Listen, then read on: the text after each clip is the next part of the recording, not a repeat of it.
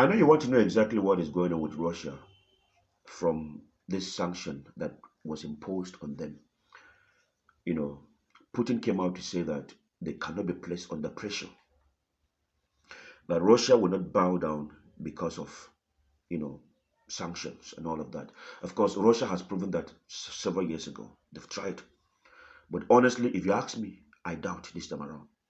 Now, why am I doubting? Just yesterday, Russia sent their own top economic team to meet Donald Trump. For the first time, Russia is sending an economic team to meet Donald Trump. Why? Because that sanction, I know you love Russia so much, but see, let us learn to be objective. All right? This is no one kind of sanction that you just wave away. This is both primary sanction and secondary sanction. Donald Trump is coming out to say that any country that is still dealing with Russia will be in trouble. Although we can only conclude that this sanction is going to work, it will depend on US. Because enforcement, to declare sanction is one thing, to enforce it is another thing.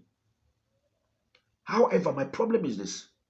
Even those who claim to stand as BRICS are too scared. I understand you don't want to have problem with the US. You don't want your bank account frozen.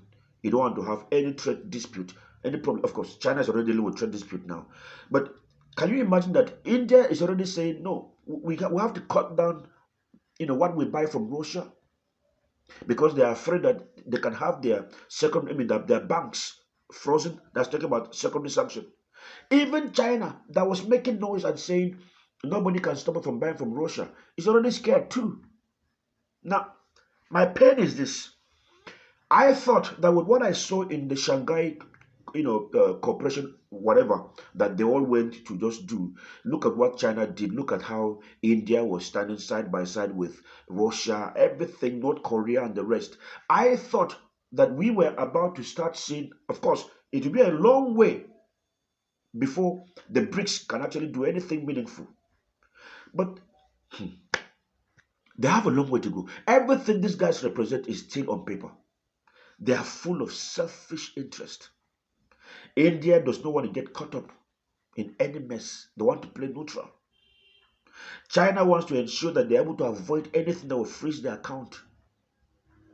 Brazil and South Africa, nobody wants to do anything. See, let me tell you, Russia is the only one left in this mess right now, as far as BRICS is concerned. Why am I saying this? Because I know that there are a lot of people who love Russia and who thought maybe BRICS was going to kind of offer some succor to Russia. Nothing. Nothing. See, this sanction actually exposed the BRICS that they are still under US begging to survive.